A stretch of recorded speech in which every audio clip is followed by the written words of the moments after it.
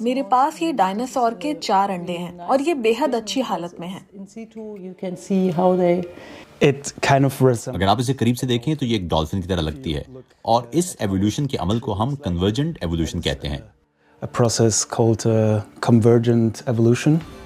Doctor F کرانٹس دنیا کا سب سے قدیم فاسل سٹور ہے جو لگ بھگ 200 سال سے آج بھی کام کر رہا ہے۔ 1833 میں جرمنی کے شہر بون میں بننے والا یہ فاسل سٹور سائنسی تاریخ میں ایک اہم کردار ادا کرتا رہا ہے۔ ہمارا یہ اسٹور اس لیے اہمیت کا حامل ہے کیونکہ ہمارے پاس زمینی تاریخ کے بے حد قدیم اور تقریباً ہر دور سے جڑے فاسلز موجود ہیں۔ کونیلیا ہیسلر اس اسٹور کی مالک ہیں اور وہ اس خاندانی کاروبار کو چلانے والی 5ویں پیڑھی ہیں۔ 1833 میں یہ اسٹور شروع تو کر لیا گیا، مگر سب سے بڑا چیلنج یہ تھا کہ ہم اب فاسلز جمع کس طرح کریں، کیونکہ وہ دور فاسلز کی اسٹڈی کا ابتدائی دور تھا۔ تو اس وقت ہمیں پوری دنیا میں سفر کر کے فاسلز اکٹھے کرنا پڑے۔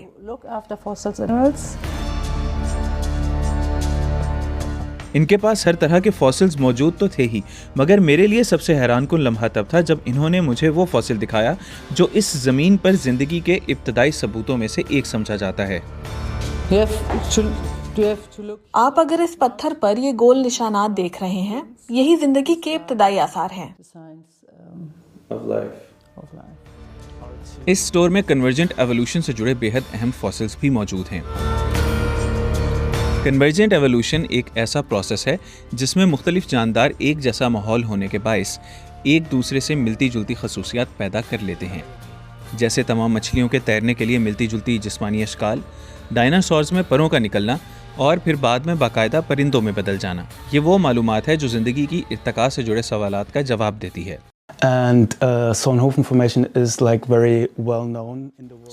فارمیشن پوری دنیا میں بے حد جانی جاتی ہے کیونکہ اس میں ہمیں آرکیوپیٹرکس جیسے شاندار فاسل ملتے ہیں جس کو ہم پری ہسٹورک برڈ انسیسٹرز کہتے ہیں، کیونکہ یہ ڈائناسورز کے پرندوں میں بدلنے کے سفر کی وضاحت کرتی ہے۔